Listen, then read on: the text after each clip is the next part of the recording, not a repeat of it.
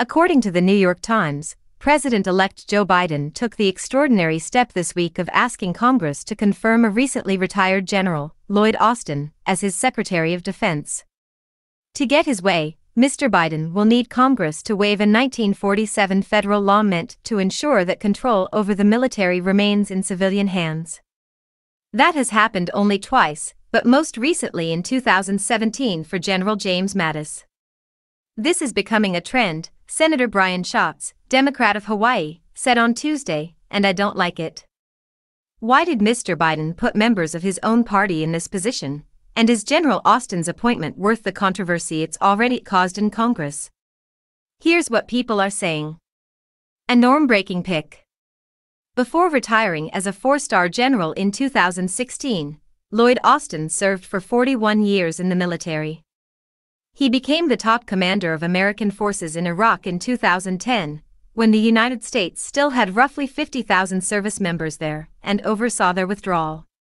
For years later, he spearheaded the U.S.-led campaign to defeat the Islamic State in Iraq and Syria.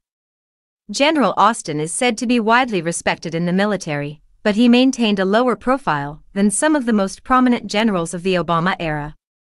For that reason, people close to the transition told The Times that General Austin could fulfill Mr. Biden's hopes for a Pentagon chief who keeps his policy preferences closer to the vest.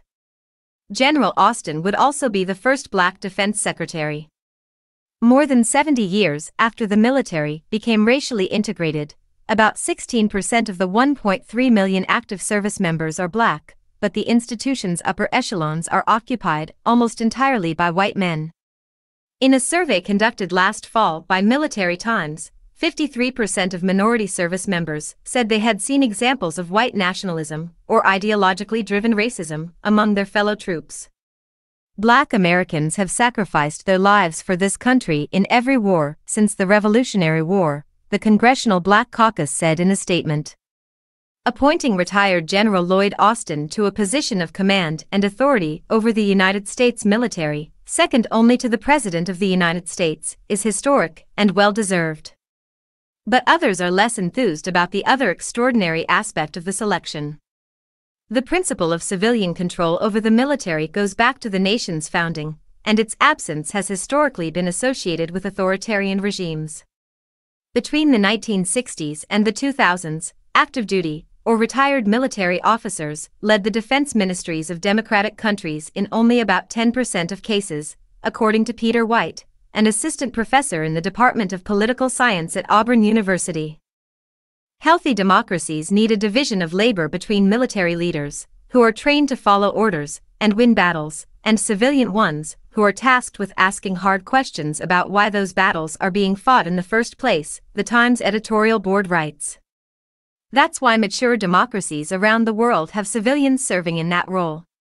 Politicians from both parties appear to agree. Senators Elizabeth Warren and Richard Blumenthal, both Democrats who opposed granting a waiver for General Mattis, have said they will likewise oppose granting one for General Austin, and Senators Susan Collins and Tom Cotton, both Republicans, have also expressed deep reservations.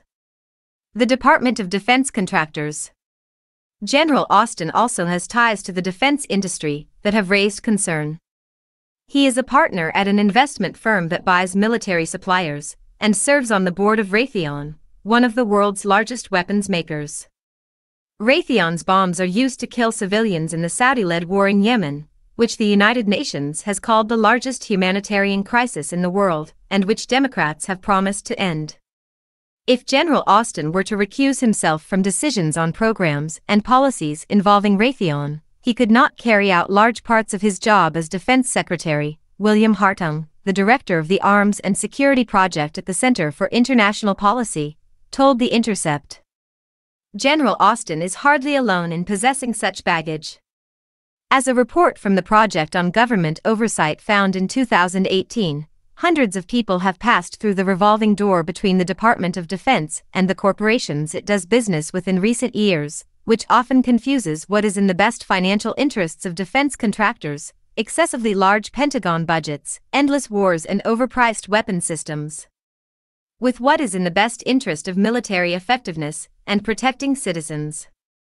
Like General Austin, the recently ousted Defense Secretary Mark Esper also worked at Raytheon, serving as the company's top lobbyist. Mr. Esper's predecessor, Mr. Mattis, served on the board of General Dynamics, another major military contractor. In a tense exchange with Mr. Esper during his confirmation hearing last year, Senator Warren said that his refusal to recuse himself from all matters involving Raytheon's financial interests smacks of corruption, plain and simple. But some Democrats appear to have decided that General Austin is the best choice on offer. Michelle Flournoy, who was widely believed to be the front-runner for the position, serves on the board of the defense contractor Booz Allen Hamilton and co-founded West Exec Advisors, a secretive consulting firm that does not disclose its corporate client list. But unlike General Austin, Ms. Flournoy has widely known views on foreign policy that have drawn criticism from advocates of military restraint. As an Undersecretary of Defense in the Obama administration, Ms. Flournoy supported a troop surge in Afghanistan and the NATO intervention in Libya.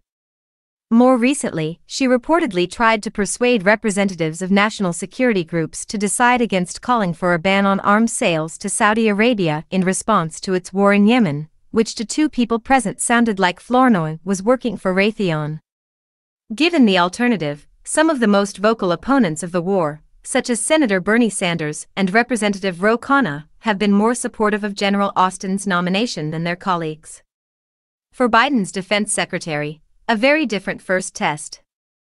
The next Secretary of Defense will need to immediately quarterback an enormous logistics operation to help distribute COVID-19 vaccines widely and equitably, according to Mr. Biden. In an article he wrote for The Atlantic on Tuesday, he explained that he chose General Austin in part because of his experience overseeing the similarly complex logistical operation of the Iraq drawdown. In invoking the military's role in vaccine distribution, Mr. Biden joins President Trump, though exactly what its role might look like has been a matter of some confusion.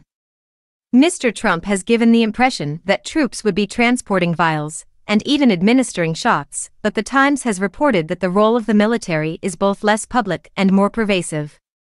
Scores of Defense Department employees are involved in the effort, and while none is expected to even touch a vaccine, every logistical detail you could think of, needles, syringes, swabs, bandages, dry ice, could be procured through government contracting, according to a Trump administration official. But tying the vaccine rollout to the Defense Department could increase skepticism about taking it. White people would be more likely to question the government's competence, while African Americans would be more likely to question the government's motives, Sandra Quinn, a University of Maryland health equity professor who studies racial differences in flu vaccination rates, told Roll Call. "Does the government really have our best interest at heart?" she said of her research. These may not be concerns that a military leader is equipped to assuage. General Austin has generally avoided speaking publicly or with the media, and he is not known for his political instincts. He drew criticism, for example, after acknowledging the failure of a $500 million program to raise an army of Syrian fighters in a 2015 congressional hearing, which was described by a former Senate aide as one of the most awkward I ever witnessed. What's next? Senator Charles Schumer, the minority leader, has called for confirmation hearings to begin immediately after the Georgia Senate elections on January 5, so that Mr. Biden can fill his cabinet when he assumes office on January 20.